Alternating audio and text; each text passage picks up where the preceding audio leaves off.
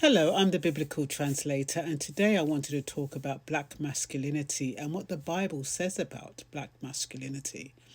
So, sit back and listen, and let me have your comments at the end. Is black masculinity dead, deferred, or denied? Or was it ever allowed to fully live? That's the question I've been sitting with, not as a headline, not as provocation, but as a human ache.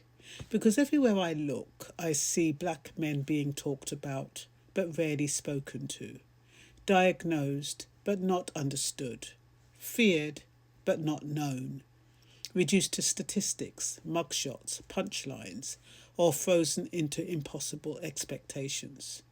Strong, but not soft, present, but not vulnerable, providers, even when locked out of provision, protectors, even when criminalised for existing. So I ask again, not angrily, but honestly, is black masculinity dead, or has it been deferred, delayed, denied oxygen for generations? Let's go back, because this didn't start on social media.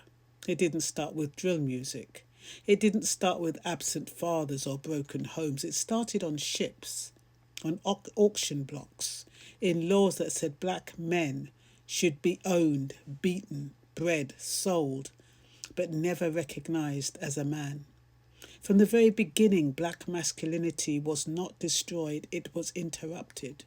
Strength was needed, but dignity was forbidden. Muscle was profitable, but authority was dangerous.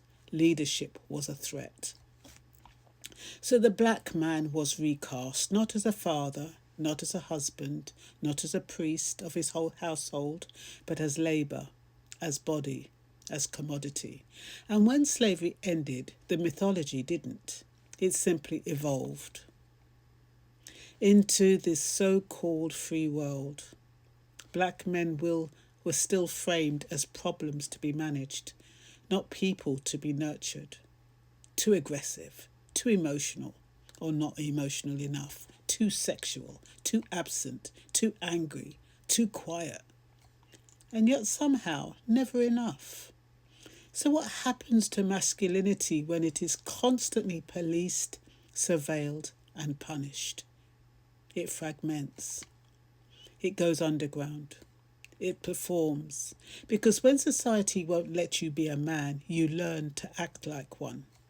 Hypermasculinity becomes armour. Silence becomes survival. Hardness becomes language. And vulnerability? Vulnerability becomes a luxury black men are rarely afforded. Let me say this to you clearly. Black masculinity is not toxic by nature. It is traumatised. And trauma doesn't always scream. Sometimes it goes quiet. Sometimes it walks away. Sometimes it numbs itself. Sometimes it overcompensates. So when we talk, where are the black men? I want to ask, where were we allowed to be whole? Now let's bring faith into this, because the Bible knows something about interrupted masculinity. The Bible is full of men whose manhood was questioned, crushed, delayed. Joseph, sold by his brothers, falsely accused, in prison. David, a shepherd boy overlooked by his own father. Moses, a man with power stripped away, running into exile. Jesus, gentle, compassionate, weeping, and still called king. Biblical masculinity was never just muscle and dominance. It was responsibility, sacrifice, restraint, service. Jesus washed feet. He wept openly. He refused violence even when provoked. And yet we call that weak?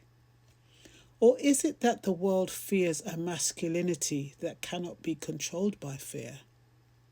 Here's the uncomfortable truth. Black masculinity threatens systems not because it is violent, but because it is powerful when healed. A healed black man does not need to dominate. A healed black man does not need to disappear.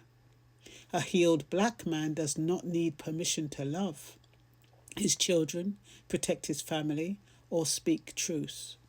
And that's dangerous to systems built on inequality. So instead, black masculinity is either demonized or erased.